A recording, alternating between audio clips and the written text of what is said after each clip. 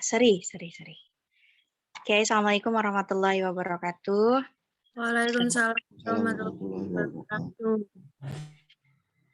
Sebelum kita mulai, kita berdoa dulu ya.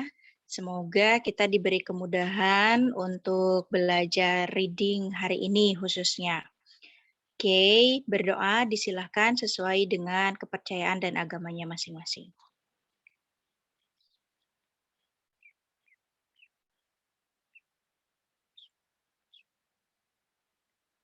Berdoa selesai.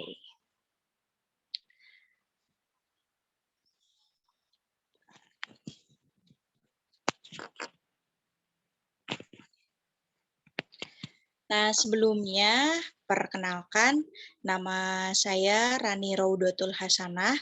Teman-teman boleh panggil saya Miss Rani. Di kelas ini saya kebagian buat ngajar reading for TOEFL, khusus buat materi reading aja. Asal saya dari Tasikmalaya, Jawa Barat. Jadi Sundanese, saya orang Sunda ya. Well, kita langsung saja mulai untuk kelas reading hari ini. Sebentar.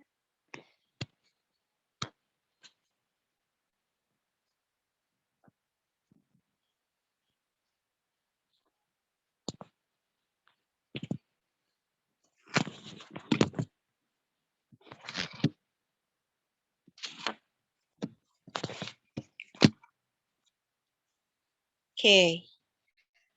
Reading itu kalau di TOEFL dia ada di sesi 3. Dia muncul di sesi 3, jadi sesi pertamanya teman-teman akan ketemu dengan ujian listening, nanti sesi 2-nya structure, nah sesi 3-nya reading. Di reading, teman-teman nanti akan ketemu dengan 50 pertanyaan.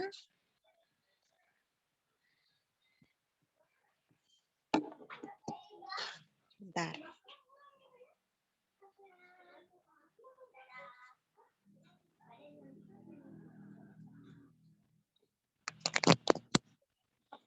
Nah, yang 50 pertanyaan ini nanti akan dibagi menjadi 5 bacaan. Jadi teman-teman akan ketemu dengan 5 bacaan. Kurang lebih setiap bacaannya teman-teman akan ketemu dengan 10 pertanyaan di masing-masing bacaan.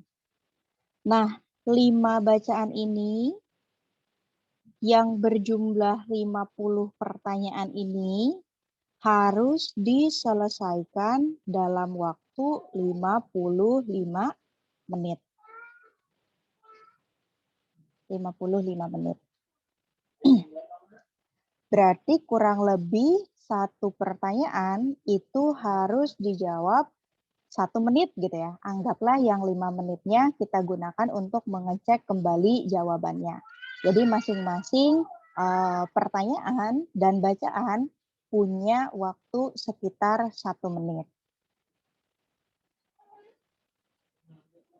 Nah, bagi teman-teman yang perlu motivasi lanjutan, kenapa sih saya harus belajar TOEFL dari sekarang? Nah, TOEFL itu seperti mungkin yang sebagian teman-teman tahu, dia menjadi syarat untuk berbagai macam kualifikasi, entah itu dari pendidikan, entah itu dari pekerjaan.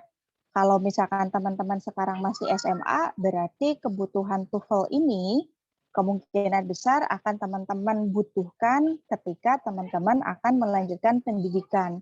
Entah itu S1, entah itu S2 gitu ya. Yang S1 juga sekarang sudah memerlukan TOEFL juga. Cakupannya luas, teman-teman bisa gunakan di luar negeri, teman-teman bisa gunakan di dalam negeri. Kalau misalkan di dalam negeri, biasanya kalau untuk S1 digunakan untuk syarat kelulusan, biasanya seperti itu. Kalau digunakan di luar negeri, berarti dia digunakan untuk kualifikasi masuk. Teman-teman daftar di perguruan negeri Malaysia misalnya, atau Singapura, atau luar negeri lainnya, nah teman-teman pasti akan membutuhkan skor TOEFL. Skor TOEFL mungkin sudah dijelaskan sama Mr. Pudin kemarin, itu ada yang levelnya skor basic, ada yang skornya intermediate, ada yang skornya advance gitu ya.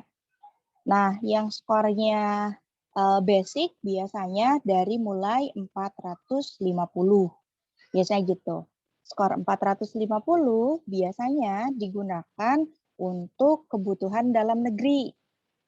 Teman-teman syarat kelulusan nanti kalau sudah S1 biasanya skornya 450-an. 450 sedikit, pokoknya dia di bawah 500 lah. Itu kebutuhannya basic di dalam negeri biasanya. Atau mungkin untuk PNS. Nah, kemarin mungkin ada saudaranya atau mungkin kakaknya yang ikutan CPNS. Nah, itu dibutuhkan. Ada dokumen TOEFL yang perlu disertakan. Nah, biasanya dia 450 ke atas, tapi di bawah 500. Biasanya standarnya seperti itu. Nah, yang skornya intermediate ini 500. Nah, biasanya yang 500 ini bisa teman-teman gunakan untuk S2 di dalam negeri gitu. Atau kalau teman-teman punya skor 500 kemudian digunakan di dalam negeri, wah itu sudah bagus sekali. Biasanya kalau di dalam negeri skor 500 itu sudah bagus. Tapi kalau misalkan teman-teman niatnya mau ke luar negeri, nanti pengennya di kuliah di luar negeri, di Turki, di mana misalnya, biasanya dia membutuhkan skor TOEFL di atas 500, apalagi untuk S2 biasanya. Skor di atas 500 biasanya minimal 550. Berarti ada di sini nanti skornya.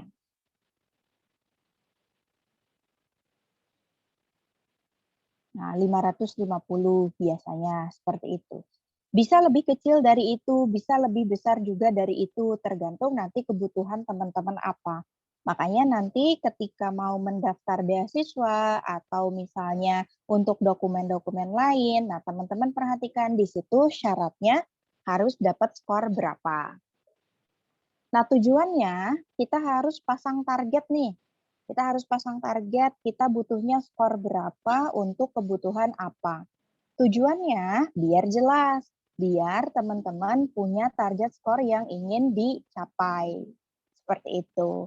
Jadi kalau misalkan 1 tahun dari sekarang atau mungkin beberapa bulan dari sekarang, teman-teman niatnya pengen kuliah ke luar negeri, berarti kan harus persiapan nih skor berapa yang harus didapat. Nah, persiapan 10 bulan, 6 bulan itu sudah cukup baik untuk menyiapkan skor 500 ke atas. Makanya teman-teman take a change, ambil kesempatannya, mumpung masih lama kebutuhannya, berarti persiapannya juga harus maksimal gitu ya. Nah, mumpung masih lama, berarti masih bisa belajar santai-santai. Tapi tetap harus dimulai dari sekarang, biar target skornya tercapai.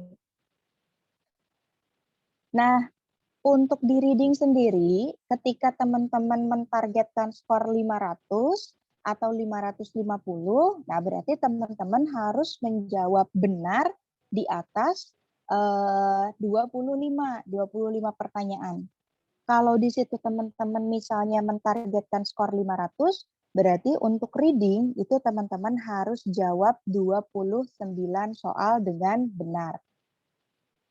Kalau teman-teman target skornya 550, berarti teman-teman harus jawab 37 soal dengan benar. 37 pertanyaan dengan benar. Nah, berarti kan lebih tinggi gitu ya targetnya daripada listening, daripada structure. Kalau kemarin structure itu untuk dapat skor 550, teman-teman cukup benar 30 soal saja. Itu sudah cukup dapat skor 550. Tapi kalau untuk reading, nah berarti dia harus lebih tinggi. Gap-nya ada 7 pertanyaan berarti. Nah, masalahnya bukan ada di target skornya sih, bukan ada di jumlah benar yang harus dijawab, Tapi permasalahannya, teman-teman sudah mulai membaca atau belum? Suka membaca atau tidak? Nggak perlu suka deh, karena saya yakin rata-rata dari teman-teman saya nih, biasanya kalau ditanya suka baca atau tidak, jawabannya kemungkinan besar tidak gitu ya. Lebih banyak yang jawab tidak suka baca daripada yang suka. Nah, tapi masalahnya bukan itu. Bukan masalah suka baca atau tidak, tapi pertanyaannya mau membaca atau tidak. Jadi pertanyaannya mau atau tidak.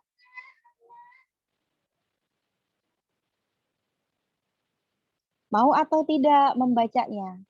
Kalau teman-teman mau tes TOEFL, teman-teman mau kuliah ke luar negeri, atau untuk tujuan di dalam negeri dengan skor yang sudah ditentukan, berarti kan mau tidak mau ya harus baca, karena di TOEFL ada ujian membacanya. Berarti mau tidak mau dia harus membaca. Di sini ada yang suka baca atau enggak? Yang suka baca deh, ada enggak? Silakan jawab. Ada yang suka baca? Tidak. Tidak. Yang jawabnya justru yang tidak suka membaca ya. Oke, enggak apa-apa. Enggak ada yang suka sama sekali. Dari 86 siswa kelas 12, enggak ada yang suka baca sama sekali. Enggak ada. Kurang. Mungkin Kurang. Saya ada. paling baca novel. Suka kalau novel. Oh, suka kalau novel, majalah gitu-gitu ya. Komik gitu ya yang ada gambar-gambarnya gitu. Pokoknya yang menarik-menarik gitu. Kalau yang berat-berat enggak gitu. Oke. Nah, dalam hal membaca biasanya saya kategorikan berdasarkan readernya, berdasarkan pembacanya. Jadi teman-teman yang suka baca sudah bagus, yang belum suka membaca juga nggak masalah. Tapi ingat, ketika teman-teman harus tes TOEFL, berarti mau tidak mau teman-teman harus punya basic membaca yang baik. Gitu. Nah, reader atau pembaca itu versi saya ya, saya kategorikan menjadi dua. Ada reader pasif, ada reader aktif. Reader pasif, buat saya, si reader pasif itu mereka yang buat mereka reading is reading. Membaca itu ya baca. Biasanya tujuan membacanya untuk hiburan atau sekedar mencari informasi. Nah, misalnya teman-teman yang suka baca novel, majalah gitu, artikel tapi artikelnya nggak terlalu saintis lah misalnya. Sukanya yang artikel-artikel tentang Korea misalnya, tentang artis, pokoknya something interesting, sesuatu yang buat teman-teman menyenangkan. Nah, tujuannya kan untuk hiburan, maka biasanya ketika membaca ya kita merasa terhibur gitu ya. Kita bisa ketawa-ketawa, kita bisa senyum-senyum senang, dan lain sebagainya. Bahkan bisa sedih juga gitu, karena tujuannya memang untuk hiburan. Gitu. Nah, terus ada lagi pembaca atau reader yang aktif. Nah, bagi si reader aktif, reading is answering. Membaca itu sama dengan menjawab. Maka tujuan membacanya ya untuk menjawab pertanyaan. Nah, biasanya kalau tujuannya untuk menjawab pertanyaan, ini dilakukan oleh mereka yang tujuannya ingin mendapatkan skor TOEFL atau IELTS. Bagi yang belum tahu, IELTS itu sama seperti TOEFL. Jadi tes bahasa Inggris juga. Cuman beda ujiannya, beda penskorannya, sama beda basicnya juga. Biasanya kalau basicnya TOEFL itu American English, bahasa Inggrisnya Amerika. Tapi kalau IELTS itu biasanya basicnya British English, jadi Inggrisnya orang Britania. Biasanya seperti itu. Tapi tujuannya sama. Tujuan membaca adalah untuk menjawab pertanyaan. Nah, jadi memang ketika kita di TOEFL gitu ya, sekarang kita belajar TOEFL, memang kita ketika membaca itu nggak bisa ketawa-ketawa, nggak bisa terlalu meresapi juga gitu ya, nggak bisa terlalu yang dihayati. Kok ini bacaannya sedih ya? Saya nggak paham, misalkan gitu. Nggak bisa terlalu seperti itu. Kenapa? Karena ingat, untuk di TOEFL dan IELTS atau di ujian apapun, biasanya kita dibatasi oleh waktu. Dibatasi waktu, ya kan? Jadi kita harus membaca dengan cepat dan menjawab dengan tepat. Seperti itu. Makanya memang ya perlu latihan atau perlu jam terbang yang tinggi. Seperti itu. Nah, biasanya ketika teman-teman mengerjakan soal reading di bahasa Inggris, apalagi biasanya yang menjadi kendalanya apa? Kalau belajar bahasa Inggris nih di sekolah, di kelas, yang menjadi kendala apa kalau disuruh baca? Kosakata. Kosakata, biasanya gitu ya. Kosakata. Vocabulary, biasanya gitu.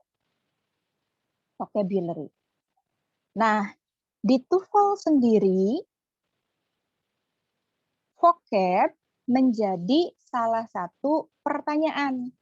Jadi di readingnya TOEFL itu ada pertanyaan mengenai makna vocabulary. Ibaratnya kan jangankan ditanya maknanya gitu ya, di soal. Wong ketika membaca aja belum tentu 100% kita kenal. Nah, maka bagi teman-teman yang memang serius nanti setelah lulus memang pengen ambil ujian TOEFL, maka teman-teman harus mulai terbiasa dengan bacaan-bacaannya TOEFL. Itu. Tujuannya apa? Tujuannya biar nanti teman-teman terbiasa sama kosakata yang ditanyakan di TOEFL. Belajar kosakata bisa dengan cara apapun. Teman-teman yang suka dengerin musik berbahasa Inggris gitu ya, silahkan. Tujuannya untuk belajar aja. Tujuannya buat belajar. Biasanya dilihat liriknya gitu ya, diperhatikan liriknya, dicari maknanya, boleh seperti itu. Atau teman-teman yang suka nonton film. Nah, coba untuk mendengarkan film berbahasa Inggris tanpa menggunakan subtitle. Atau teman-teman yang suka nonton film berbahasa lain, misalnya Korea misalnya. Nah, coba menggunakan subtitle dengan bahasa Inggris. Gitu. Teman-teman yang suka baca novel, mulailah ganti novelnya dengan novel berbahasa Inggris. Tujuannya apa? Tujuannya biar terbiasa. Kalau kebiasaan kosakatanya sudah dapat, maka nanti coba kenalan sama bacaan-bacaan yang biasa muncul di TOEFL. Karena bacaan-bacaannya TOEFL biasanya tidak sama dengan teman-teman membaca novel gitu ya. Bahasa-bahasa yang digunakannya sudah cenderung lebih advance levelnya daripada kosakata yang digunakan di film, kosakata yang digunakan di novel, atau kosakata yang digunakan di lagu. Nah, biar nanti teman-teman punya motivasi, saya mau coba nih membaca karena saya tahu tujuan saya suatu saat saya pengen tes TOEFL, misalnya gitu. Nah, maka bagi teman-teman yang memang serius pengen tes TOEFL nanti, ini topik-topik yang biasa muncul dalam reading TOEFL. Karena biasanya TOEFL itu berbasis American English, maka bacaan-bacaan yang muncul dalam readingnya TOEFL itu juga biasanya nggak jauh dari seputar Amerika. Misalnya, yang paling sering dimunculkan itu adalah bacaan mengenai sejarah Amerika. Nah, teman-teman bisa mulai searching dari sekarang. Dari mana harus dapat bacaannya? Oh, sekarang zamannya kan sudah canggih ya. Teman-teman bisa googling aja, searching di Google misalnya sejarah Amerika. Nah, cari tahu tahun-tahun penting yang terjadi di Amerika. Misalnya masa koloni. Masa koloni itu masa-masa penjajahannya Amerika. Nah, kalau tidak salah dia terjadi tahun 1620-an. Nah, teman-teman bisa searching apa yang terjadi di tahun 1620-an di Amerika. Tapi searchingnya pakai bahasa Inggris ya. Tinggal tulis aja 1620 in Amerika. Jadi tahun sekian di Amerika itu terjadi apa. Gitu. Carinya yang bahasa Inggris. Jangan pakai bahasa Indonesia. Nanti ya sama aja bohong kalau teman-teman bacanya tetap bahasa Indonesia lagi. Terus bisa cari perang kemerdekaannya mereka. Kalau tadi masa koloni, masa penjajahan, nah sekarang masa kemerdekaannya, perang kemerdekaannya. Terjadi sekitar tahun 1776. Terus setelah itu di Amerika itu terjadi perang sipil. Tahunnya sekitar tahun 1860-an. Terus nanti ada lagi masa depresi ekonomi. Jadi mereka juga sempat kena masalah ekonomi juga. Nah, terjadi tahun sekitar 1930-an. Seperti itu. Nah, dari tahun-tahun ini, dari sejarah ini, nanti teman-teman akan ketemu sama tokoh-tokohnya. Jadi misalnya Presiden Amerika pertama itu siapa? Misalkan seperti itu. Nah, nanti di bacaannya juga ada bacaan yang khusus membahas mengenai tokoh gitu, biografi mengenai Presiden Amerika pertama atau mungkin founding father-nya. Founding father ya orang-orang yang berjuang untuk mendapatkan kemerdekaan di Amerika. Presiden-presidennya. Atau bisa juga pernah muncul bacaan tentang presiden yang paling, ada yang paling tua, ada yang paling kaya gitu ya. Ada pokoknya di situ cari aja presiden Amerika yang paling menarik. Kalau teman-teman tahu tokoh-tokohnya Amerika seperti George Washington, kemudian Abraham Lincoln gitu ya. Nah, cari tokoh-tokoh yang kira-kira terkenal aja. Biasanya bisa jadi dijadikan sebagai bahan bacaan. Selain tokoh presiden Amerika, nah biasanya ada juga tokoh seni, artisnya, senimannya gitu ya. Terus tokoh budaya. Nah, kalau ini artis kayak artis filmnya. Terus pernah tuh ada bacaan mengenai Greatest Showman. Nah, teman-teman pernah nonton The Greatest Showman? Itu ada filmnya. Nah, ternyata film The Greatest Showman itu diambil dari sejarahnya seorang pekerja seni di Amerika, tokoh sirkus gitu ya. Nah, itu pernah muncul di bacaannya TOEFL. Terus ilmuwan siapapun, Hawking, nah biasanya dia muncul. Ada, cari aja ilmuwan yang paling berpengaruh atau penemu apa gitu, bisa di-searching. Terus selain tokoh, yang ketiga ada juga tuh ilmu pengetahuan umum. Misalnya ilmu pengetahuan alam, IPA. Nah, untuk IPA, teman-teman bisa cari bacaannya itu mulai dari benda yang ada di langit sama benda yang ada di bumi. Benda langit misalnya matahari, bulan gitu ya. Terus asteroid, komet, dan lain sebagainya. Itu biasanya muncul. Galaksi, Bima Sakti, Andromeda, kemudian teori black hole, teori Big Bang. Nah, itu bisa teman-teman searching. Nanti seru kok kalau teman-teman bisa belajar dari itu. Jangan panjang-panjang, targetkan satu hari satu paragraf, satu hari satu artikel, nggak usah panjang-panjang. Terus kalau benda yang di bumi, misalnya teman-teman cari flora fauna, tumbuhan yang paling besar, tumbuhan yang paling tinggi, fauna, hewan yang paling besar, hewan yang paling tinggi, hewan yang paling unik. Pokoknya teman-teman masukin keyword-keyword yang sekiranya menurut teman-teman itu menarik gitu. Pokoknya munculkan minat membaca terlebih dahulu. Itu yang ketiga, bacaannya mengenai IPA.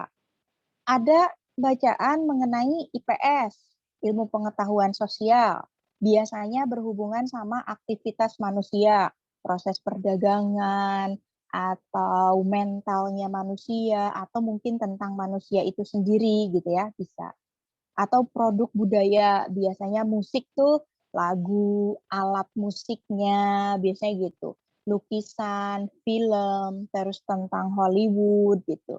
Atau tentang psikologi. Nah, sekarang kan kayaknya lagi rame-rame mental illness gitu ya. Bagaimana tetap dalam tanda kutip waras selama pandemi. Nah, misalkan seperti itu. Cari aja.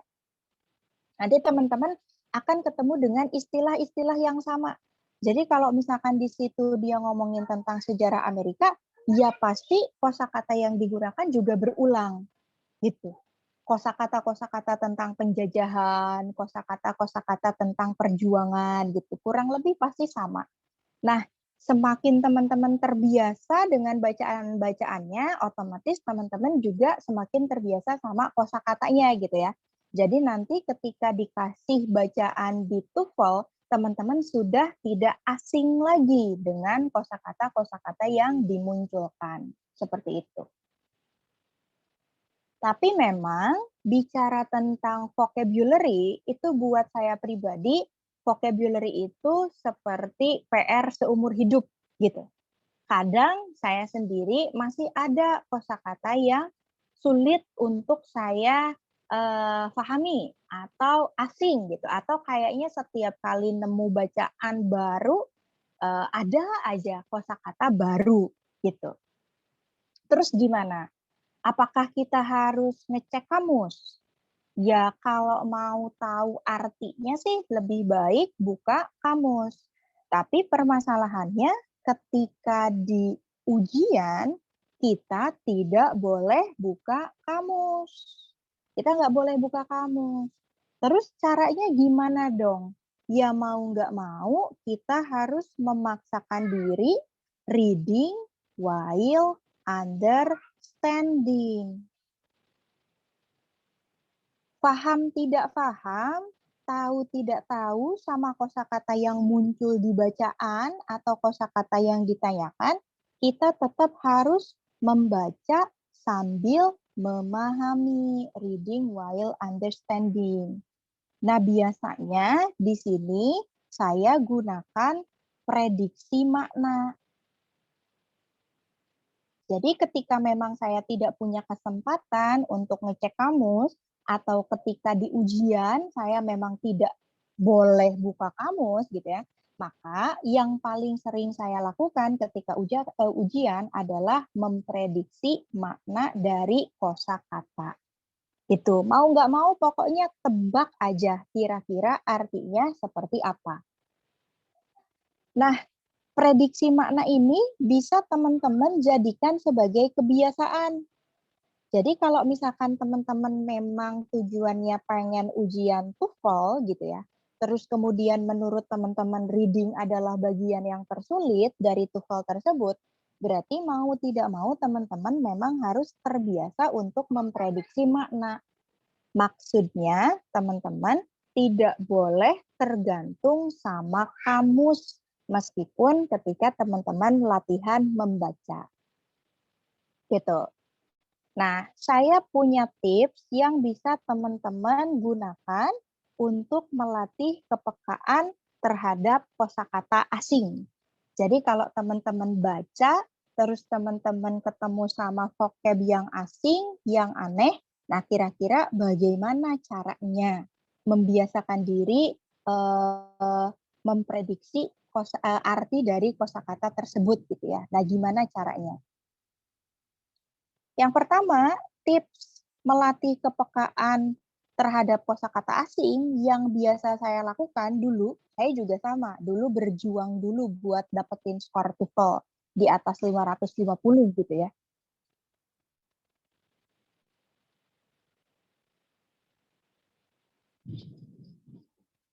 Nah,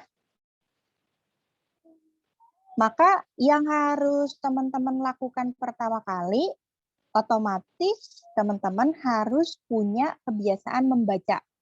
Nggak perlu suka, biasa aja dulu, terbiasa dulu. Jadi teman-teman harus membentuk kebiasaan membaca dulu. Nah, membentuk kebiasaan membaca, reading habit, itu bisa teman-teman lakukan dengan cara membuat target membaca harian. Target membaca harian.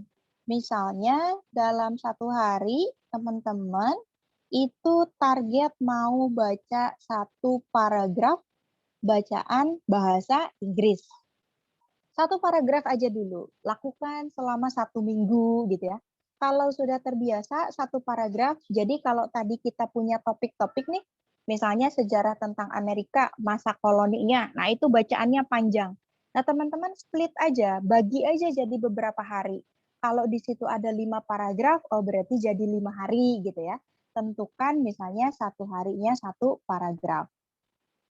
Nah, kalau sudah biasa, seminggu selesai, oh ternyata saya terbiasa membaca 1 paragraf. Ditingkatkan lagi 2 paragraf, 3 paragraf, sampai nanti kalau teman-teman memang antusias ketika membaca, teman-teman pasti bisa membaca 1 hari 1 artikel gitu. Jadi 1 bacaan, 1 tema, 1 topik itu dalam 1 hari bisa jadi. Gitu. 1 paragraf paling cuma 5 menit bisa teman-teman, 10 menit bisa, jadi nggak terlalu lama gitu ya. Disesuaikan aja sama waktu yang teman-teman punya. Nah, udah nih bikin target harian, 1 hari saya mau baca 1 paragraf. Nah, berarti kan teman-teman baca nih. Nah, ketika membaca, teman-teman jangan langsung ngecek kamus saat menemukan kosakata asing. Biasanya kita kan gitu ya, setiap kali nemu kosakata yang asing yang kita nggak tahu artinya, pasti kita akan buru-buru ngecek kamus. Pasti seperti itu. Saya juga sama seperti itu. Tapi lambat laun kok saya ngerasa pemahaman kosakata saya kayak biasa-biasa aja gitu, nggak meningkat. Nah, maka saya ganti caranya. Jangan terburu-buru ngecek kamus ketika menemukan kosakata asing. Selesaikan aja dulu 1 targetnya, 1 paragraf misalnya, 1 kalimat dulu. Coba aja pokoknya. Nah, kalau nemu kata-kata asing, tandai saja dulu.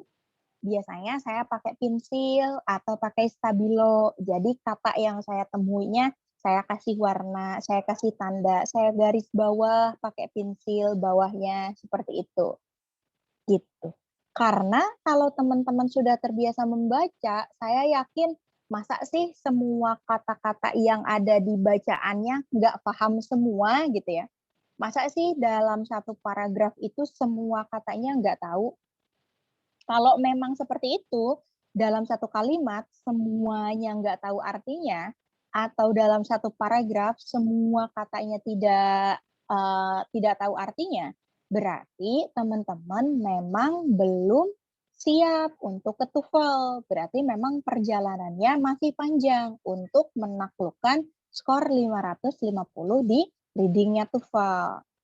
Tapi jangan khawatir, ya tetap aja berusaha, nggak apa-apa. Berarti lebih banyak kosakata yang harus dicek dalam kamus, gitu, nggak apa-apa. Nah, tujuannya kenapa kita nggak langsung ngecek kamus ketika ketemu kosakata yang sulit? Tujuannya adalah untuk membiasakan diri memprediksi makna. Kalau hanya 1 kata, 2 kata yang kita tidak tahu dalam 1 kalimat, misalnya, masa iya sih itu mempengaruhi pemahaman kita terhadap bacaannya? Kan enggak ya. Karena kan seringkali nih kalau misalkan kita pengen banget nonton video misalnya atau nonton film, tapi nggak ada subtitlenya, kita kan seringkali maksain tuh tetap ditonton. Karena sedikit banyak kita tetap akan tahu jalan ceritanya ya kan, meskipun nggak ada subtitlenya. Coba aja, ada nggak yang pernah seperti itu? pasti ada. Saya pastikan pasti ada. Kalau benar-benar pengen gitu ya, kalau benar-benar suka itu pasti dipaksain gitu.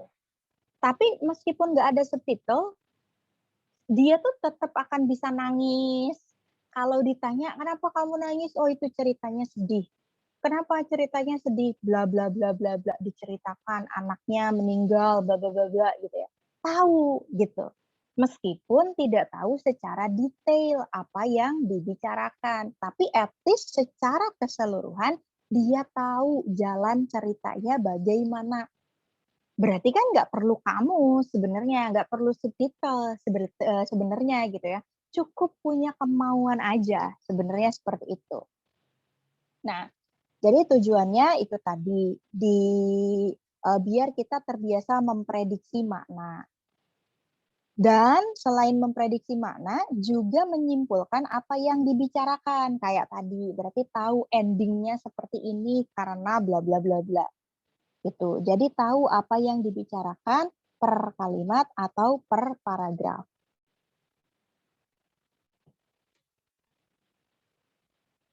Selesaikan dulu targetnya. Kalau targetnya sudah tercapai, 1 hari 1 kalimat, 1 hari 1 paragraf. Nah, kalau sudah selesai, coba prediksi maknanya. Tadi kosakata yang asing itu kira-kira apa artinya. Lalu simpulkan 1 kalimat itu ngomongin tentang apa. Kira-kira yang dia bicarakan apa. 1 paragraf intinya ngomongin tentang apa. Baru nanti kalau sudah selesai baca 1 kalimat, baca 1 paragraf, silakan cek kosakata asingnya yang sudah ditandai tadi, silakan cek di kamus. Kalau saya biasanya menyarankan gunakan 2 kamus. Gunakan kamus English, jadi yang terjemahannya juga menggunakan bahasa Inggris, sama kamus yang Indonesia-Inggris. Tujuannya biar kita tahu makna dalam bahasa Inggrisnya, makna dalam bahasa Indonesianya. Kalau yang kamus Inggris ini, karena memang nanti kan dalam bahasa, dalam TOEFL gitu ya, jawabannya juga kan berupa bahasa Inggris gitu. Jadi biasanya yang ditanyakan adalah sinonimnya. Nah, sinonim yang digunakan ya juga menggunakan bahasa Inggris. Nah, tujuannya seperti itu. Kalau pakai kamus bahasa Indonesia, ya untuk kita aja pemahamannya, oh maksudnya ini, gitu. Nah, karena tadi topik-topiknya biasanya asing-asing, apalagi buat teman-teman yang masih SMA, nah, ketika menemukan sebuah istilah atau memang kosakatanya asing sekali, dicek di kamus tuh ternyata tidak ada misalnya. Nah, teman-teman boleh gunakan Google Search. Jadi searching aja di Google, masukin kosakatanya. Kalau kemarin itu di kelas TOEFL saya itu ada istilahnya hot boning. Nah, teman-teman tanya, siswa-siswanya tanya, hot boning itu apa, Miss? Di kamus nggak ada hot boningnya. Nah, maka searching di kamus hot boning. Nanti di situ dia ngasih tahu hot boning adalah proses pengolahan daging. Seperti itu. Oh, jadi kita tahu hot boning itu maksudnya ke sana. Karena nggak bisa diterjemahin satu-satu ya. Hot itu panas, boning itu apa misalnya. Diambil dari kata bone. Bone itu tulang. Masa sih tulang panas? Kan nggak mungkin maknanya segampang itu gitu ya. Nggak mungkin. Nah, kalau saya biasanya setiap kosakata-kosakata asing yang saya temukan dalam bacaan, itu saya tulis di buku khusus. Jadi saya punya buku catatan kecil yang saya namai buku dosa gitu ya. Buku dosa. Jadi di situ tempat di mana saya nulis kosakata-kosakata yang nggak saya tahu gitu. Tulis aja di situ. Tujuannya apa? Untuk menstimulasi otak aja sih. Biasanya kan kalau cuma dibaca tapi nggak ditulis gitu ya, cepat lupanya. Kalau ditulis, at least kalau lupa kan masih bisa ngecek buku lagi gitu ya, dicari. Kayaknya saya pernah ketemu kosakata itu deh. Di mana ya kira-kira? Nah, bisa dicek lagi di bukunya. Nanti kalau misalkan teman-teman rajin, punya waktu gitu ya, kosakata-kosakata yang teman-teman temukan tadi, itu silakan teman-teman cari sinonimnya. ke bahasa Inggris gitu. Karena di soal TOEFL, vocabulary yang ditanyakan itu semuanya juga menggunakan bahasa Inggris. Jadi siapa tahu kalau teman-teman ngecek sinonimnya di kamus, teman-teman nanti tahu jawaban yang benarnya apa. Atau kalau lebih rajin antonim. Meskipun kalau antonim jarang ditanyakan sih, lebih sering ke sinonim. Tapi untuk pemahaman bolehlah digunakan seperti itu. Itu kalau teman-teman merasa punya masalah di kosakata atau di vocabulary. Sampai situ ada yang mau bertanya dulu?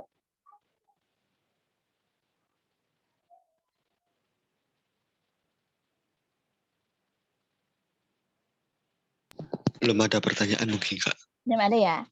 Nanti coba silakan dipraktekkan. Siapa tahu berhasil. Setiap guru biasanya punya kiat-kiat tersendiri untuk meningkatkan kosakatanya, atau setiap orang punya cara tersendiri untuk melatih kosakatanya. Nah, termasuk teman-teman juga, termasuk saya juga. Ini yang saya lakukan ketika saya belajar TOEFL. Kalau teman-teman punya kiat-kiat lain, silahkan gunakan. Lakukan mana yang memang cara terbaik buat teman-teman. Karena cara belajar tiap orang itu pasti beda. Tapi ingat, tujuannya pasti sama, yaitu untuk memperkaya kosakata, yaitu untuk bisa memahami kosakata-kosakata asing ketika mengerjakan soal reading. Seperti itu.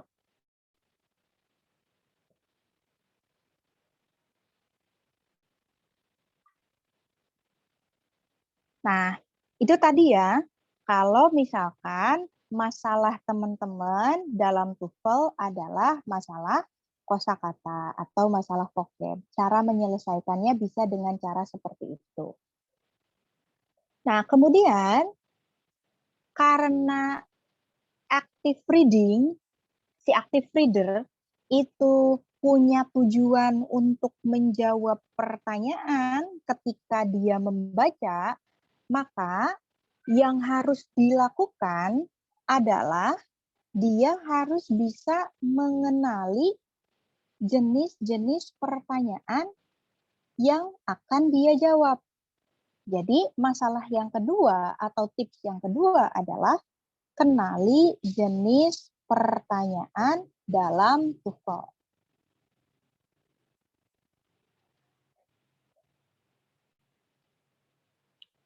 Kalau teman-teman tahu apa yang ditanyakan dalam bacaan TOEFL, maka teman-teman otomatis akan tahu apa yang harus dilakukan untuk menjawab pertanyaan tersebut, gitu. Tujuannya mengenali jenis-jenis pertanyaan ini biar teman-teman nggak buang-buang waktu ketika membaca. Kenapa? Ya karena kita punya batas waktu ketika mengerjakan, yaitu 1 menit kalau di TOEFL. Jadi proses baca sama proses jawabnya hanya 1 menit. Nah, makanya ketika mengerjakan soal reading, yang harus teman-teman lakukan adalah baca pertanyaan terlebih dahulu. Baca pertanyaan terlebih dahulu. Baca pertanyaan terlebih dahulu. Baru setelah itu baca teksnya. Jadi jangan kebalik ya, jangan baca bacaannya dulu, tapi baca pertanyaannya dulu. Kalau teman-teman sudah tahu apa yang ditanyakan, maka otomatis teman-teman akan tahu juga bagaimana cara menjawabnya. Nah, jenis-jenis pertanyaan ini ada di modul reading teman-teman. Silakan dibuka modul readingnya. Sebentar ya.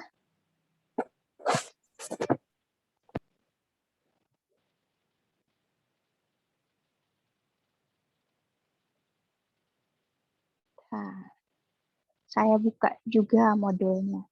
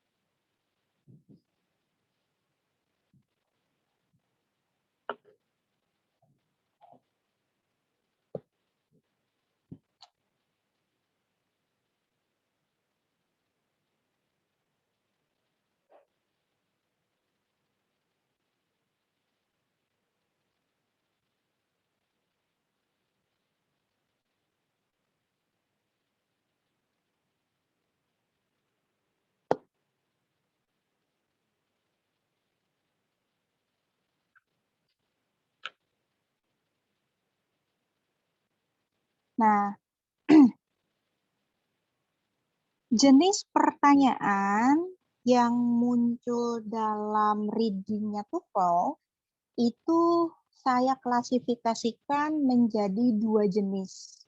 Yang pertama ada general questions. Yang ini. Yang kedua ada specific questions.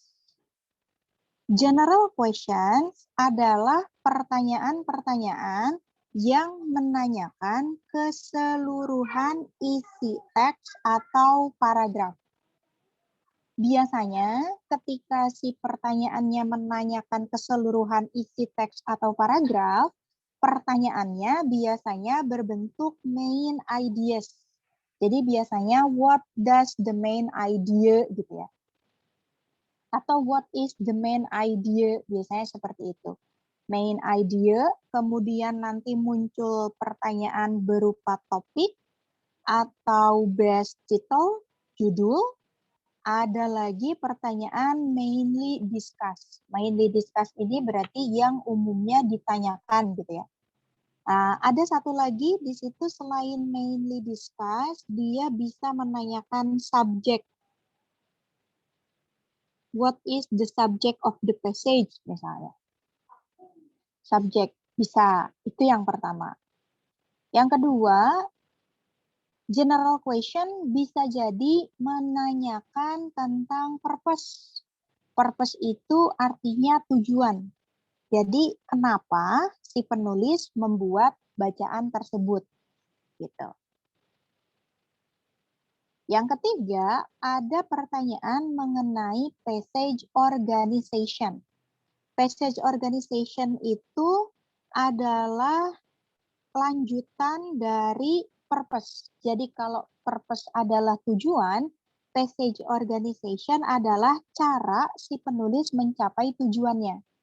Jadi kalau di sini saya tulis passage organization itu adalah bagaimana si penulis menulis atau membuat tulisannya. Jadi caranya.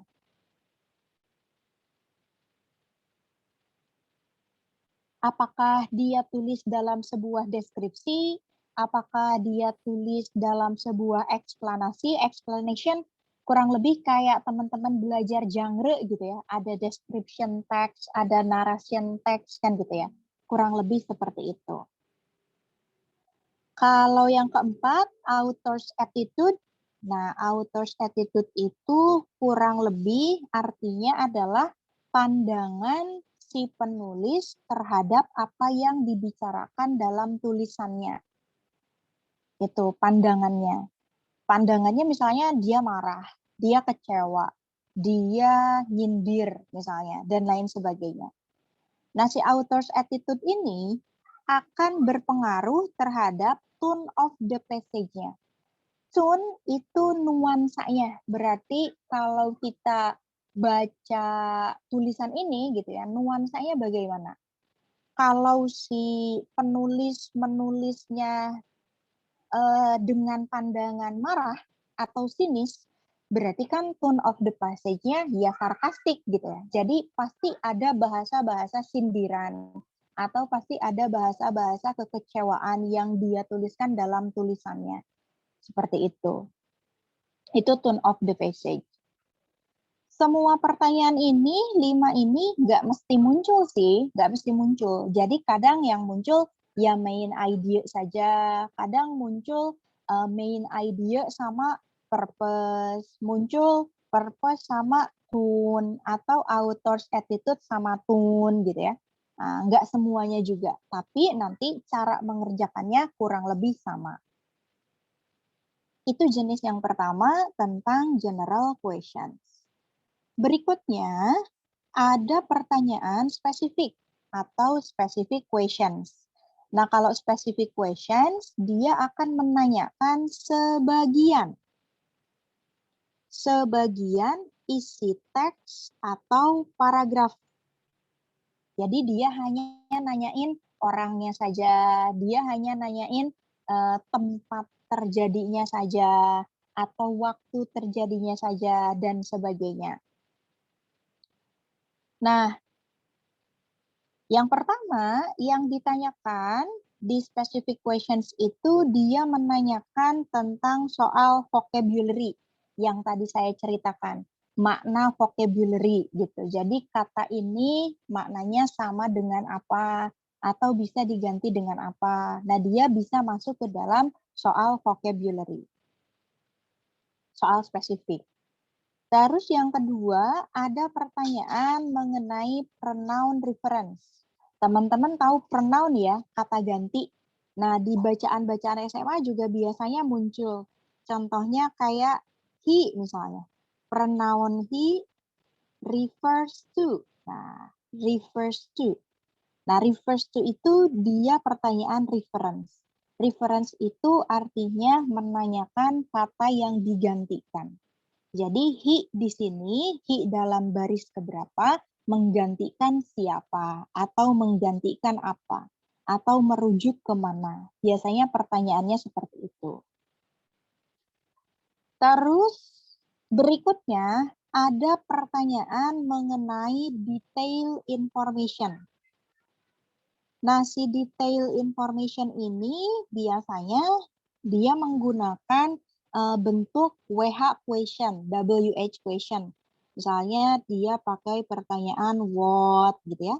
Dia pakai pertanyaan where, misalnya yang tadi kapan atau di mana terjadinya, when dan lain sebagainya. Nah, detail information berarti informasi yang spesifik, yang detail, itu biasanya dibagi dua. Ada yang dinamakan dengan stated detail information, ada yang dinamakan dengan unstated detail information. Stated, kalau bahasanya kita, bahasa Indonesia, biasanya artinya adalah tersurat. Gitu ya, tersurat. Atau saya sederhanakan saja bahasanya menjadi tertulis. Maksudnya, jawaban dari pertanyaan ini, detail information-nya, dia akan muncul di bacaan. Pasti ada di bacaan. Memang ada yang jawabannya tidak ada di bacaan.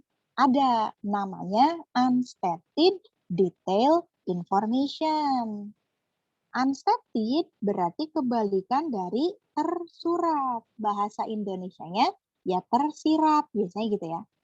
Tersirat atau tidak tertulis.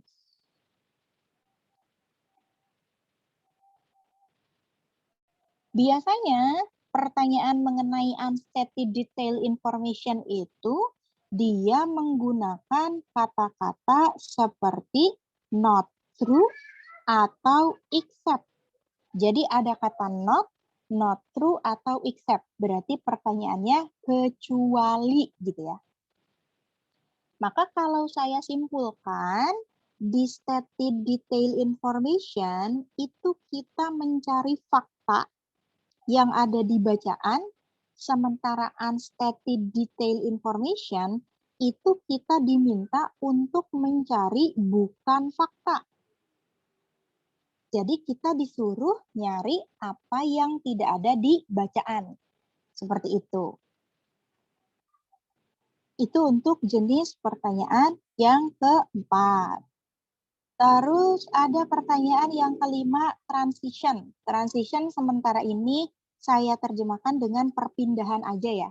Nanti lebih jelasnya teman-teman bisa baca di modul transition itu apa. Terus ada lagi information location. Information location itu biasanya menanyakan informasi, suatu informasi itu berada di baris keberapa. Biasanya itu information location. Seperti itu. Nah, ini juga sama. Specific question ini juga belum tentu muncul semuanya. Tergantung si pembuat soalnya. Mungkin dia mau membuat pertanyaan reference lebih banyak, atau mungkin dia mau membuat pertanyaan vocabulary lebih banyak, terserah dia. Yang jelas nanti dalam satu bacaan itu kan kemungkinannya muncul 10 pertanyaan. Nah, nanti 10 pertanyaannya campuran, berarti ada yang bersifat general, ada yang bersifat spesifik. Seperti itu. Satu lagi, ada jenis pertanyaan tambahan. Nah, di situ saya masukkan ke poin yang C. Ada jenis pertanyaan yang disebut dengan pertanyaan implied atau inferred question. Implied atau inferred question, implied itu artinya menyiratkan atau tersirat. Sama seperti conclusion lah. Kesimpulannya gitu ya. Nah, jenis pertanyaan implied sama inferred ini saya masukkan ke poin C karena dia bisa dua. Ada implied atau inferred yang general, berarti nanti dia akan menanyakan keseluruhan isi bacaan. Keseluruhan bacaan. Ada implied yang spesifik. Nah, berarti kalau spesifik, dia nyambungnya ke sini. Dia nyambungnya ke sini.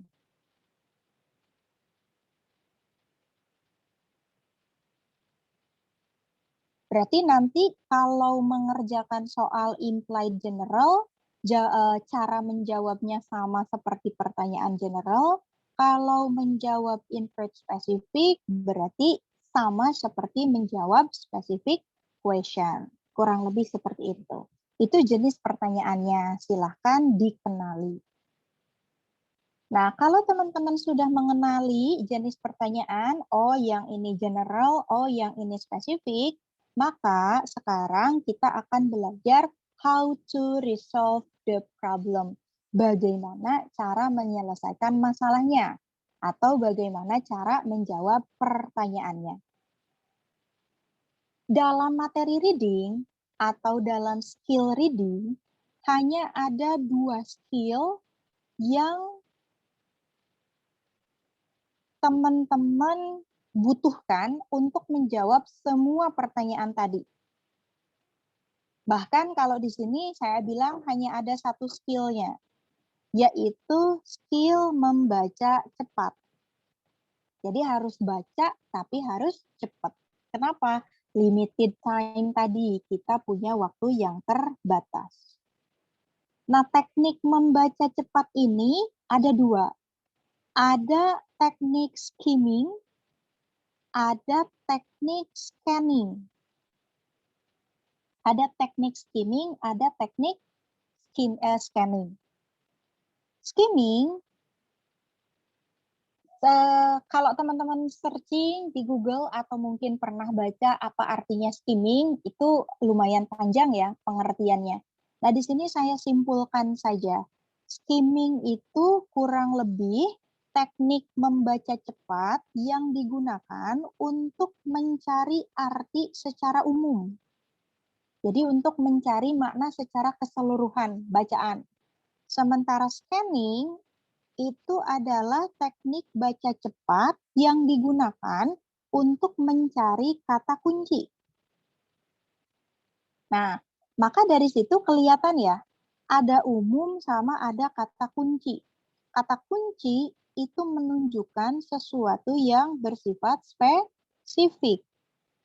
Maka dari 2 skill ini kita tahu mana yang digunakan untuk menyelesaikan soal general, mana yang digunakan untuk menjawab pertanyaan yang spesifik. Nah, kita kembalikan dulu ke atas. Karena tadi skimming adalah teknik membaca cepat yang digunakan untuk mencari makna secara keseluruhan, berarti teknik skimming digunakan untuk menjawab pertanyaan general. Berarti di sini kita menggunakan teknik skimming. Sementara untuk menyelesaikan pertanyaan-pertanyaan spesifik, kita boleh menggunakan teknik yang dinamakan scanning. Gitu ya. Sekali lagi, ingat-ingat, general question diselesaikan dengan pertanyaan, dengan cara skimming, sementara specific question diselesaikan dengan cara scanning. Gitu ya, silahkan diingat-ingat. Nah, sekarang kita kembali ke bawah. Bagaimana cara skimming atau bagaimana tahapan skimming dan bagaimana tahapan scanning.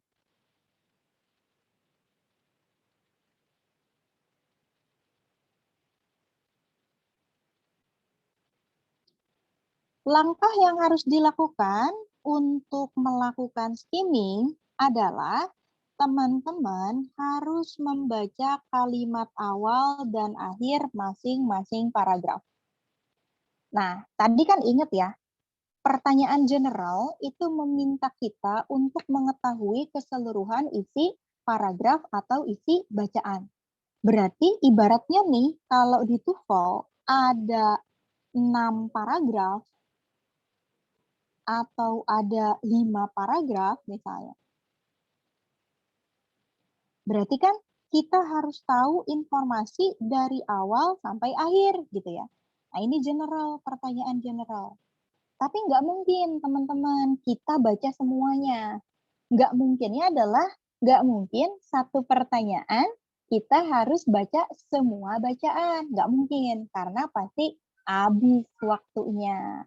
Masa iya kalau 10 pertanyaan kita harus 10 kali baca bacaan gitu ya, kan nggak mungkin secara jumlah waktu. Nah, maka apapun pertanyaannya, entah itu menanyakan topik, entah itu menanyakan main idea, passage organization, author's attitude, tone of the passage, maka yang harus kita lakukan adalah membaca kalimat awalnya saja di setiap paragraf. Jadi, cukup baca kalimat pertama di setiap paragraf. Katakanlah ini kalimat pertamanya gitu ya. Nah, ini berarti teman-teman tuh seharusnya cuman baca itu aja. Gimana kalau kalimat terakhir? Kalau kalimat terakhir tidak terlalu saya sarankan sih, tapi si kalimat terakhir ini bisa teman-teman gunakan ketika teman-teman membaca kalimat pertama tapi nggak dapat jawabannya. Dan biasanya kalimat terakhir ini hanya saya gunakan di paragraf pertama saja. Jadi yang diutamakan adalah membaca kalimat pertama di setiap paragraf gitu. Nah, kalau misalkan belum ada jawaban yang bisa bikin kita yakin, nah kita bisa tambahkan kalimat terakhir. Tapi sekali lagi biasanya saya hanya membaca kalimat terakhir di paragraf pertama saja. Sisanya paragraf kedua, 3 dan seterusnya saya hanya baca kalimat pertamanya saja gitu. Nah, nanti semua yang dibaca ini, kalimat pertama di setiap paragraf ini harus teman-teman simpulkan. Jadi nanti jangan lupa untuk menyimpulkan. Gitu. Jangan asal baca aja, tapi nggak disimpulin gitu ya. Intinya tentang apa. Nah, itu harus dicari tahu.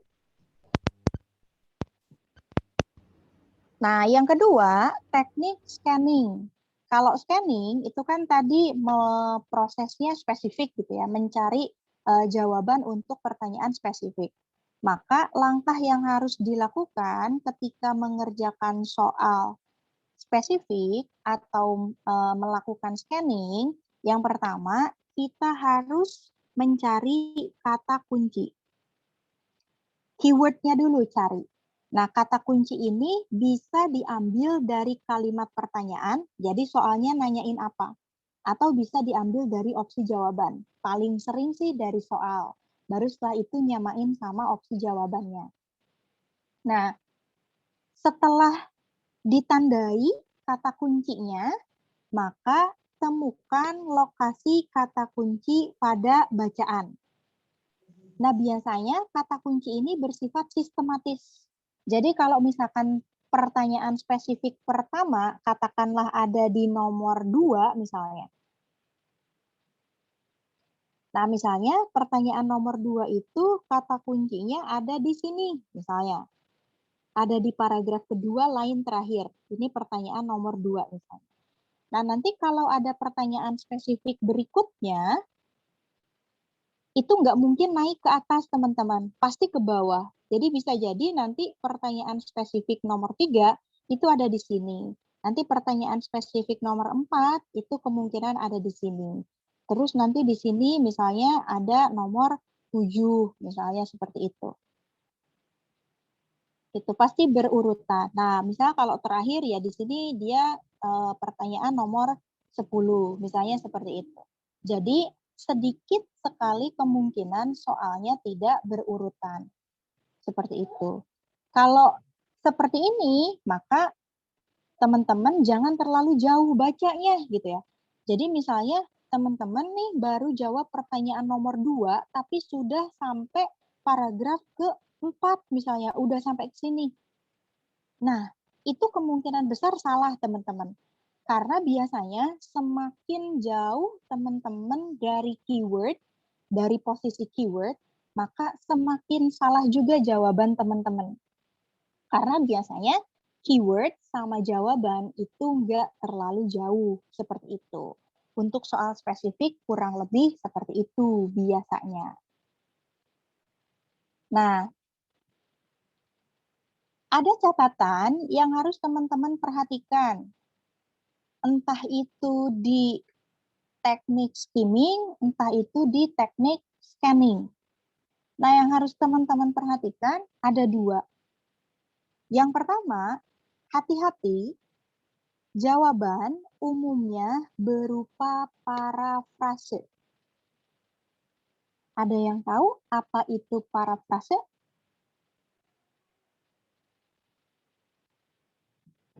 Parafrase itu artinya restatement.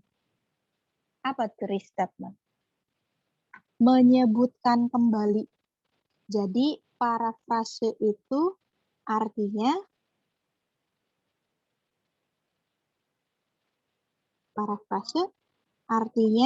mengubah bentuk.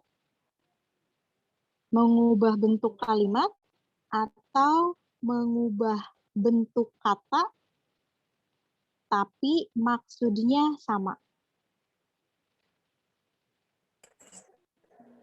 Tapi maksudnya sama. Contohnya, misalnya di bacaan teman-teman ketemu sama kata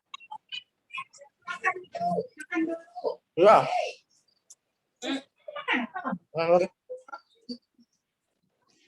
audio siapa itu? Minta tolong dimatikan dulu. Nah, misalnya di bacaan teman-teman ketemu sama not happy di bacaan. Terus teman-teman cek gitu ya, jawabannya di opsi jawabannya kok nggak ketemu kata not happy. Gitu, nggak ketemu. Not happy itu nggak ada. Ternyata muncullah kata misalnya sad. Nah, teman-teman nyari not happy nggak ada. Nah, bisa jadi jawabannya memang bukan not happy, tapi diganti jadi sad. Intinya kan tetap sama ya. Not happy tidak bahagia. Sad artinya sedih. Nah, berarti ini yang dinamakan dengan parafrase. Dia mengubah bentuk kalimatnya, dia mengubah bentuk katanya. Nah, ini saya pakainya pakai kata. Contohnya pakai kata. Contohnya pakai kata. Nanti kita bisa lihat bentuk parafrase lainnya seperti apa. Gitu. Nah, berarti kalau dia bisa mengubah bentuk katanya seperti ini, not happy diganti menjadi sad, berarti kan teman-teman harus menggunakan sinonim atau harus memperhatikan sinonim gitu ya. Karena selain jawabannya berupa parafrase, diubah bentuknya, bisa jadi jawabannya juga berbentuk sinonimnya. Seperti tadi, not happy itu maknanya ternyata sama dengan sad, sama dengan sedih. Seperti itu. Itu jenis pertanyaan reading TOEFL beserta cara mengerjakannya. Cara mengerjakannya sekali lagi hanya ada dua. Yang pertama, skimming, yang kedua scanning. Perhatikan tahapan-tahapan yang harus dilakukan. Skimming berarti teman-teman harus membaca kalimat pertama di setiap paragraf saja, lalu simpulkan. Sementara scanning, teman-teman harus mencari kata kunci dulu dari kalimat soal atau opsi jawaban, baru temukan lokasi kata kuncinya di bacaan. Pasti nanti jawabannya ketemu di situ. Sampai situ, ada yang mau bertanya?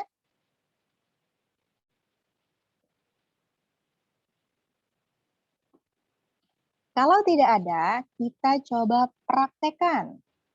Nah, kita coba praktekkan ke soal ya. Mari kita lihat di bawah ada model pertanyaan, model questions. Nah, seperti yang tadi saya katakan, ketika menjawab pertanyaan reading di TOEFL, itu yang harus kita lakukan pertama adalah membaca pertanyaannya dulu. Jadi klasifikasikan dulu apakah pertanyaannya masuk ke dalam pertanyaan general atau masuk ke dalam pertanyaan spesifik. Perhatikan pertanyaan nomor 1. What is this passage about? Nah, teman-teman mikir, di mana ya ini? Passage about.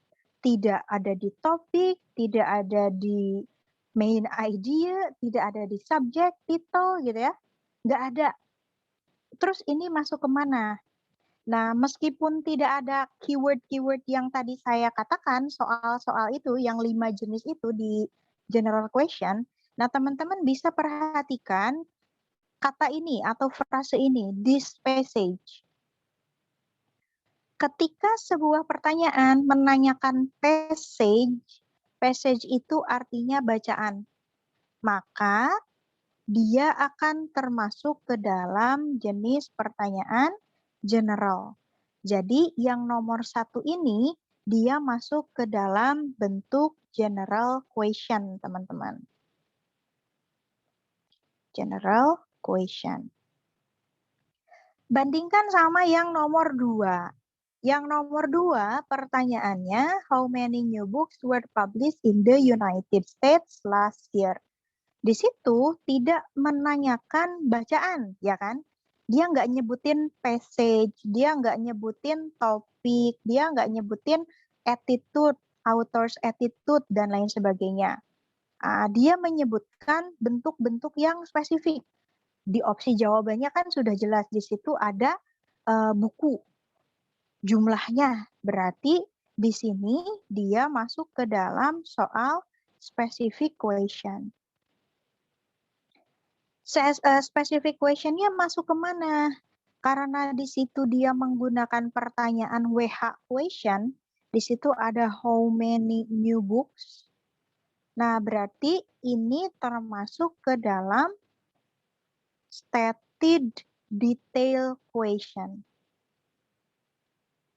Ini termasuk ke dalam stated detail.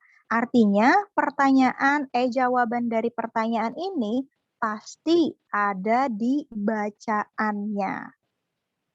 Gitu. Nanti tahapan menjawabnya terserah ya. Mau teman-teman jawab nomor 1 dulu, mau teman-teman jawab nomor 2 dulu, terserah. Jadi nggak ada keharusan teman-teman harus jawab dari nomor awal sampai nomor akhir gitu. Nggak ada. Yang harus dilakukan adalah tidak boleh ada jawaban yang terlewat. Jadi mau jawab yang mana aja terserah. Nah, kita coba dari pertanyaan nomor 1 dulu. Tadi dia pertanyaan mengenai general. Berarti ingat ya, pertanyaan general bisa diselesaikan dengan teknik skimming. Berarti teknik skimming itu tadi baca kalimat pertama di setiap paragraf. Nah, untuk pertanyaan ini dia lebih mudah. Kenapa? Karena hanya ada satu paragraf. Berarti kalau hanya ada satu paragraf, teman-teman cukup baca kalimat pertamanya saja. Berarti teman-teman coba jawab dari sini. Teman-teman baca bagian ini. People are still reading books and lots of them. Udah, cukup baca bagian itu saja. Lalu samakan informasi yang teman-teman baca di bacaan dengan informasi yang ada di opsi jawaban. Misalnya, opsi yang alfa, the amount of reading people do. Amount itu artinya jumlah, berarti dia bilang passage ini menyatakan tentang jumlah buku yang orang-orang baca. Nah, kita bisa lihat dari kata-kata yang muncul. Opsi alfa itu dia memunculkan kata people. Di bacaan kita juga sama, ketemu sama kata people. Terus di bacaan ada kata reading, di opsi jawaban juga ada kata reading. Nah, tapi di bacaan tidak ada kata amount, ya kan? Di bacaan tidak ada kata amount, di opsi jawabannya ada amount.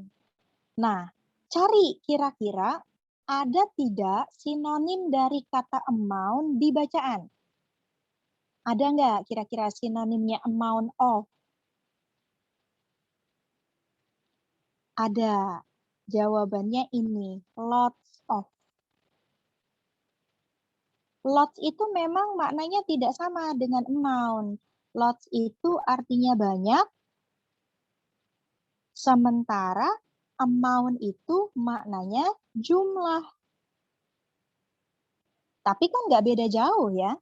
Banyak itu kan tetap masuk ke dalam kategori jumlah, gitu ya. Berarti ada kemungkinan opsi alfa jadi jawabannya. Kenapa? Karena terlalu banyak atau sudah banyak kata kunci yang sesuai. Gitu. Jadi kurang lebih yang dibicarakan di bacaan sama yang dibicarakan di opsi jawaban kurang lebih sama. Bandingkan sama yang Bravo. Yang Bravo itu bilang book reviews. Di bacaan ada kata booknya, tapi tidak ada kata reviews. Maka kemungkinan besar Bravo tidak akan jadi jawaban. Kemungkinan besar. Kita cari tahu dulu yang Charlie, leisure time activities. Leisure time activities malah tidak ada di bacaan sama sekali, ya kan? Di bagian dari mulai people sampai lots of them, tidak ada leisure activities. Maka sudah pasti salah. Sudah pasti salah, karena informasinya tidak sama. A popular new book. Booknya memang ada di bacaan, tapi tidak ada kata populer, tidak ada kata new, ya kan? Nah, berarti sudah jelas karena Bravo, Charlie, Delta itu tidak muncul di bagian yang kita baca, maka otomatis jawaban yang benar adalah alfa. Jadi sekarang kita 100% yakin bahwa alfa adalah jawabannya. Gitu. Nah, yang alfa ini ilustrasi dari parafrase tadi teman-teman. Ada kata, sebagian kata yang diubah bentuknya, tapi dia memunculkan makna yang sama. Lots of them sama amount of secara makna beda. Satu banyak, satu jumlah. Tapi kalau disimpulkan, dia memunculkan pengertian yang sama. Jelas ya? Itu untuk pertanyaan nomor 1. Pertanyaan nomor 2. Karena tadi pertanyaan nomor 2 adalah spesifik, pertanyaan yang spesifik, karena di situ dia memuat keyword, keywordnya how many books. Nah, maka kita cari letak keywordnya di bacaan. Di mana kata new books muncul. New books muncul di kalimat kedua. Muncul di kalimat kedua. Tuh. Biasanya bacaan kalau sudah masuk ke kalimat 2, 3, 4, dan seterusnya, dia masuk ke dalam bentuk yang spesifik. Makanya ketika mengerjakan soal general, cukup baca kalimat pertamanya saja. Nah, di situ jelas ya, karena yang ditanyakannya adalah jumlah, berarti kan kita harus nyari angka. Untuk mencari angka itu sangat mudah, karena nggak akan berubah gitu ya. Entah dia ditulis dalam angkanya itu sendiri, atau dia menggunakan huruf gitu. Yang jelas pasti tidak akan berubah. Nah, di situ, di bagian keyword new books, itu muncul angka 90.000. Maka ya sudah, kemungkinan besar di situ jawabannya adalah delta. Jumlah buku yang diterbitkan di Amerika Serikat tahun lalu adalah 90.000 buku. Berarti kan sebenarnya yang harus dibaca itu kalimat ini ya, dari mulai the number sampai letters ini ya. Di situ keywordnya muncul semua.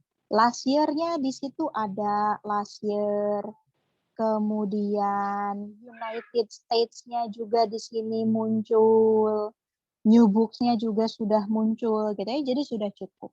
Maka pasti jawabannya adalah yang delta. Seperti itu. Ada yang mau ditanyakan untuk contoh soal nomor 1 dan nomor 2?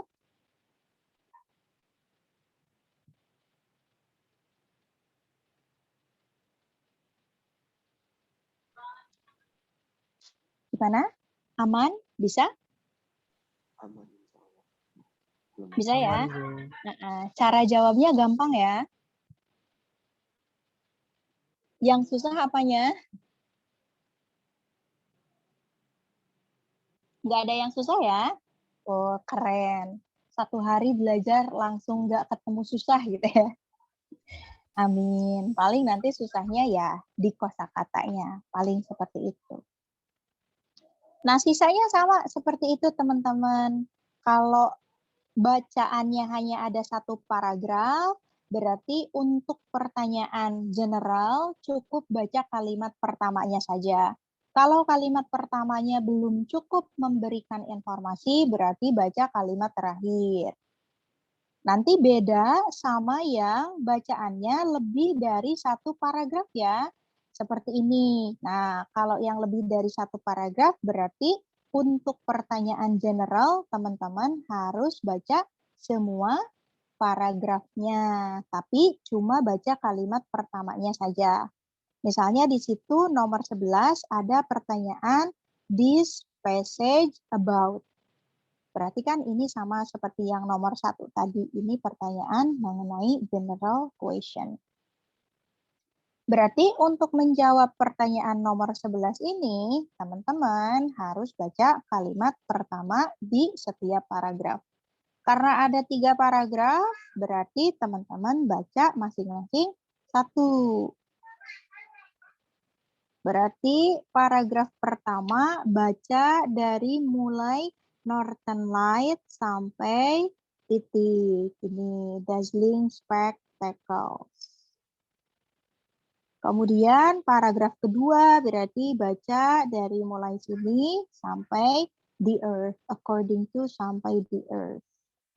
Nah, lalu yang ketiga baca dari kepanjangan. Dari mulai science sampai then. Nah, kalau sudah dibaca kalimat pertama di setiap paragrafnya, simpulkan. Simpulkan. Nanti jawabannya tidak boleh yang hanya ada di 1 paragraf saja. Jadi nggak boleh di sini aja, nggak boleh di sini aja, nggak boleh di sini aja. Jawabannya harus memuat semua bagian. Harus semuanya ada, nggak boleh 1 bagian saja. Seperti itu. Nah, berarti sisanya model question ini dari mulai nomor 3 sampai nomor 15 saya jadikan PR ya teman-teman. Nanti saya masukin ke Classroom sebagai tugas teman-teman. Minggu depan berarti insya Allah kita bahas. Nah, materinya sudah selesai sampai situ, jenis pertanyaan sama cara menjawabnya. Paling nanti ada tambahan-tambahan di pertanyaan-pertanyaan tertentu. Dan itu bisa teman-teman mulai cicil baca dari sekarang. Reading kan, judulnya juga reading, membaca berarti setiap minggunya ya tugasnya cuman baca. Nah, biar nanti setiap minggunya teman-teman nggak keteteran, setiap kali ada waktu teman-teman boleh cicil soal-soal yang ada di modul yang saya berikan. Itu saja teman-teman dari saya untuk sesi hari ini. Silahkan kalau ada yang mau bertanya secara keseluruhan.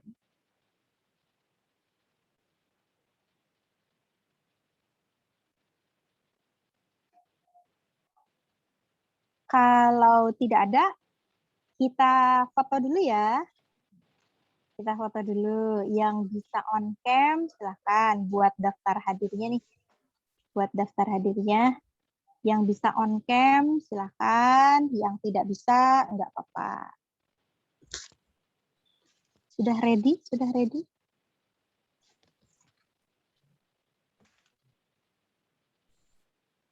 Oke, terima kasih yang sudah mau on cam. Ayo, mana? Nggak usah malu. Dedek. Boleh.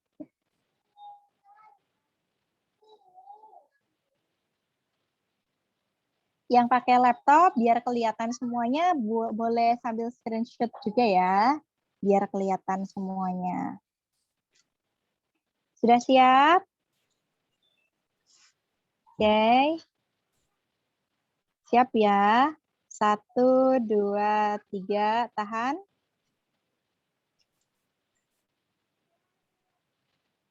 Sekali lagi. Bentar. Sekali lagi. 1, 2, 3.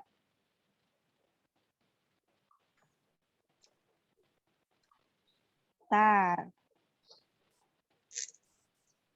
Yuk, 1. Bentar. Oke, 1, 2, 3. Oke, thank you so much. Kelas reading-nya kita lanjut minggu depan ya, teman-teman. Itu saja dari saya hari ini. Jangan lupa nanti saya sertakan kok tugasnya biar teman-teman ingat bahwa ada PR untuk reading. Oke, itu saja dari saya untuk minggu ini. Kita ketemu hari Minggu depan, insya Allah. Kita tutup dengan bacaan hamdalah. Alhamdulillahirrahmanirrahim. Thank you so much. Ya, thank you so much for today. See you next week, insya Allah. Assalamualaikum warahmatullahi wabarakatuh. Waalaikumsalam warahmatullahi wabarakatuh. Terima kasih, Kak.